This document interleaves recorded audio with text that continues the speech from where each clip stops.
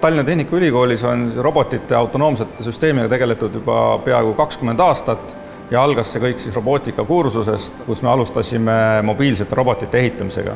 Kursus lõppes võistlusega, kus tudengid panid oma ehitatud robotid proovile, millest hiljem kasvas välja Robotexi võistlus. Ja kui see muutus rahvusvaheliseks, siis meie oma kursuse raames liikusime edasi juba suuremate robotite peale.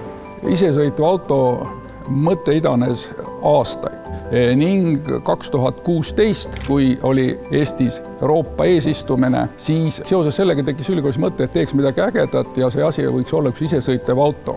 Ülikooli juubeli lähenedes jõudis see idee nii minu kui ka meie vilistlaskogu esimehe Väino Kaldoja teadvusesse ja ühel täiesti mitteformaalsel arutelul leidsime, et aga võtaks kätte ja püüaks teha ühe korraliku prototüübi, mida siis kinkida ülikoolile 100. juubeliks. 2017.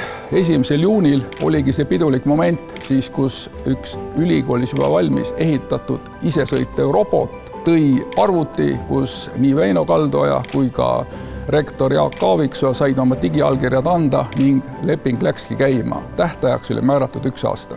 Peale lepingu allkirjastamist alustasime kiiresti projekti kontseptsiooni väljatöötamisega, panime kokku tarkvara meeskonna, elektroonikameeskonna ja mehaanikalahenduse meeskonna.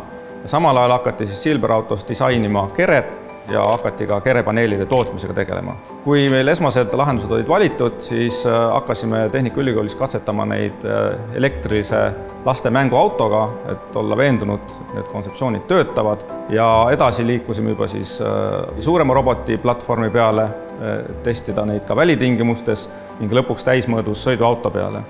Täpselt aasta peale projekti reaalset käivitamist oligi siis isejuhtiv sõiduk meil valmis ja presenteerisime seda Tehnikaülikooli 100. sünnipäeval. Niisugustel juhita sõidukitel on tegelikult palju nimetusi. Autonoomne sõiduk, isejuhtiv sõiduk ja palju veel, et iseenesest meenutab see seda aega, kui leiutati esimene auto. Isesõitev auto oli automobiil, kui nüüd ta mitte ise ei sõida, vaid ka ise juhib ennast, siis ta on iseauto ehk siis ise. Võib-olla ühel päeval muutub iseauto ka eestikeelseks sõnaks, mis lõpuks tähistab kõiki isejuhtivaid, isesõitvaid autosid. Iseauto projekt on meile kinnitanud 2 olulist õppetundi. Esiteks, hea motivatsiooni puhul on võimalik ka piiratud ressursside raames teha suuri asju, mis on maailma mõistes unikaalsed. Mitmed tudengid on maininud, et see oli nende elu põnevaim projekt. Teine oluline õppetund on loomulikult koostöö ülikooli siseselt, aga kindlasti koostöö ettevõtete ja ülikooli vahel. Tehnikaülikool sõidukite tootmisega ei tegele, vaid arendab uusi, veel seni katsetamata funktsionaalsusi.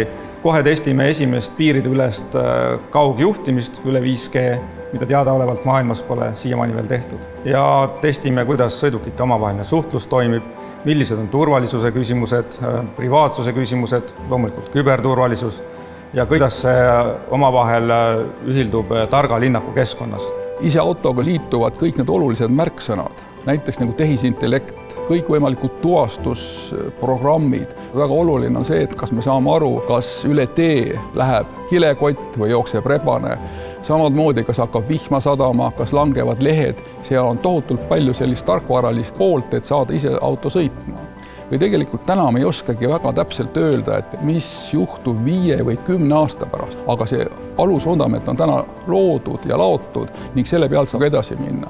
Iga ülikool on natuke nagu inkubaator, et siia tulevad noored inimesed täis entusiasmi kavandama oma elu ja eriala ja need on need inimesed, kes loovad Eesti tulevikku 5 aasta pärast, 10 aasta pärast, 15 aasta pärast. Kui nemad on innovaatilised, kui nemad otsivad uusi lahendusi, kui nemad oskavad mõelda suurelt, siis muutub Tehnikaülikool suuremaks, muutub Eesti suuremaks ja muutub maailm paremaks.